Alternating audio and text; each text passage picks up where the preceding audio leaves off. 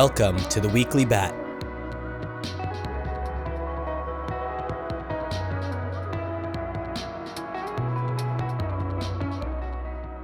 Welcome to the Weekly Bat, episode 76. Kicking off the week with a community announcement. BATProject recently surpassed 50,000 members. Wow! It feels like just yesterday that we celebrated 25K. BAT community, thank you for being part of this moment in BAT history with us. We are so grateful for you. Now that our community is growing, we would love to learn more about everybody in it and where people are from. So if you want to let us know, there is a Reddit thread linked in the Weekly Bat blog post where you can tell us about how you first came across BAT or how you first became interested in it. And you can also let us know where you're from if you want. No pressure, but we look forward to hearing from you. Up next, Ecosia, green search engine that uses its advertising revenues to plant trees in areas affected by deforestation and that protects user privacy, is now an official search engine option on Brave. Here's a bit from the official announcement post. Ecosia, the green search engine that uses its advertising revenues to plant trees in areas affected by deforestation, is now integrated as a search engine option in Brave. Ecosia is available to Brave's more than 24 million monthly active users on desktop and mobile. The partnership, announced on Data Privacy Day, underlines both companies' shared commitment to advance the cause of ethical online browsing. The inclusion of Ecosia in Brave marks the collaboration between tech companies of a new era, pushing for ethical tech across the whole privacy stack, from VPN to browser and search engine to a full suite of privacy tools. The ultimate goal is to put users in charge of their browsing experience and to provide them with a holistic digital environment that does not require trade-offs between privacy and participation in its digital economy. Up next, we have a tweet from the official Brave software account to share. Today is Data Privacy Day. This would have been last week, Wednesday or Thursday. And we are thrilled to share that over 40 million users are utilizing a browser or extension with Global Privacy Control, or GPC. All Brave browsers, including desktop, Android, and iOS, support GPC, and major publishers such as the New York Times now honor GPC. Accompanying this tweet is a press release by the GPC, and if you would like to read it, it is in the blog post. Up next, another tweet to share, but this time from the BAT community account. So last week from this account, we shared a rapid-fire round of Brave and Basic Attention Token stats in the form of infographics. It's really cool to see all of the brands, publishers, advertisers, creators, and causes that Brave has worked with over the past few years. It hits different when you see it all laid out visually. So be sure to check out that tweet and share it with your friends and family and bring them to the Brave side for once and for all. After having seen the infographics in circulation, Lynn Dye, who is the CEO of Tap Network, wrote, "Congrats to @Brendan Ike, @Luke Mulks, and @Brave Team for 24 million monthly active users and 1 million creators on the platform. @MyTapRewards, aka Tap, is privileged to partner with such a stellar team, and our work together is just the beginning." This week in Sponsored Images. This week, Simple Mobile joins Brave's Sponsored Images rotation.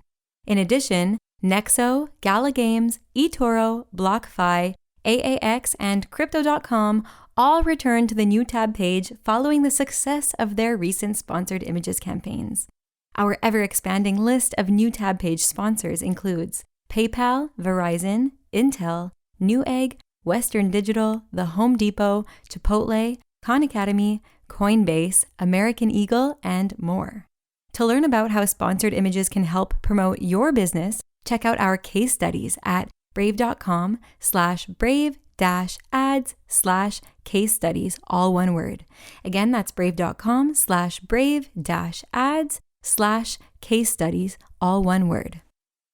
Brave Creator Spotlight, in partnership with Everpedia. This week's featured Brave creator is Gary Explains on YouTube. Gary Sims, who is an author, tech blogger, and software engineer better known as Gary Explains on YouTube, is best known for his videos on mobile tech for Android Authority. Some of his content features discussions around topics like Snapdragon, the Raspberry Silicon, and Qualcomm. If you would like to check out Gary Explains on YouTube, we have linked his channel in the Weekly Bat blog post. Don't forget to send him a tip in BAT if you like what you see. And if you would like to learn more about him personally, you can do so by reading his Everipedia article, also linked in the blog post. Client updates.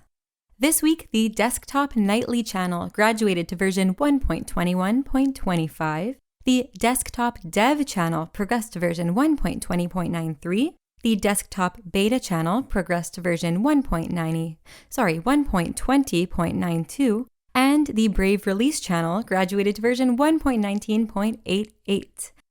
So make sure to update your browsers, and also updating your browser is a great way to stay ahead of bugs and to benefit from all of the latest updates and fixes. So make sure to keep your Brave browser up to date at all times. To update your Brave browser on desktop, go to brave:/help in the URL bar. On mobile, if you don't receive updates automatically, then you can manually update your Brave browser app from the Play or iOS app stores. Next, I want to just put in a little mention here to remind people to check out the weekly BAT blog post that goes hand in hand with this podcast. Because in that blog post, we have additional sections such as the Brave Team Tweets section, which covers the most noteworthy team tweets of the week, and a few other sections and stories that are not included here. So check that out each week. It's always linked in the description box beneath the YouTube video. Thanks, and back to your regularly scheduled programming. BAT and Brave in the news. This piece is from The Verge. Global privacy control wants to succeed where do not track failed. On today's internet, information is nearly impossible to control. It's become commonplace for a single website to spill over into targeted ads, often for something you've already bought, or unexpectedly canny spam filters.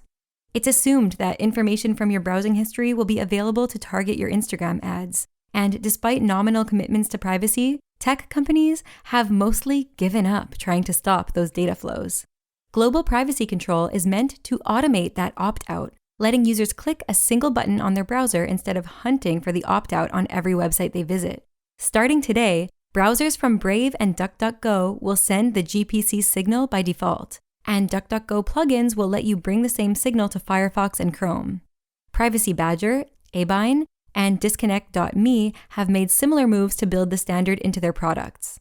All told, project organizers estimate that 40 million users worldwide will be sending out the GPC signal through one product or another, giving them surprising political muscle when future privacy rules are written.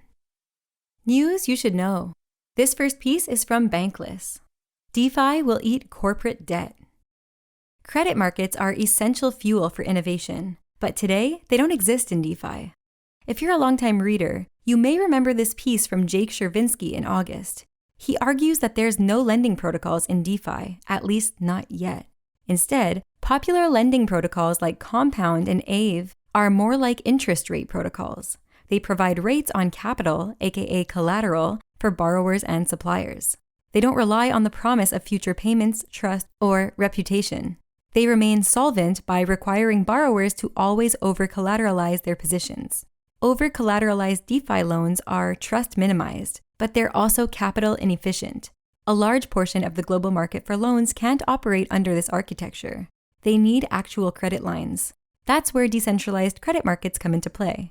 If successful, these markets could make their way into the traditional world someday, just as BTC has crept into corporate treasuries. And our last piece of news you should know for today is by Hashoshi, and it is Crypto Over Coffee episode 50, Bitcoin Double Spend, Fact or FUD. On this episode of Crypto Over Coffee, Hashoshi breaks down the Bitcoin double spend drama and explains what happened. Also in this episode is news about Engine, Grayscale, and more. That's a wrap for this week. Thank you so much for tuning in, and if you would like to read the full stories whose headlines we cover on the podcast, be sure to read the accompanying weekly BAT blog post. You can find that on batcommunity.org always, or if you're listening on YouTube, check the description box below the video for a link, and if you're listening on a podcast app or player, check the show notes.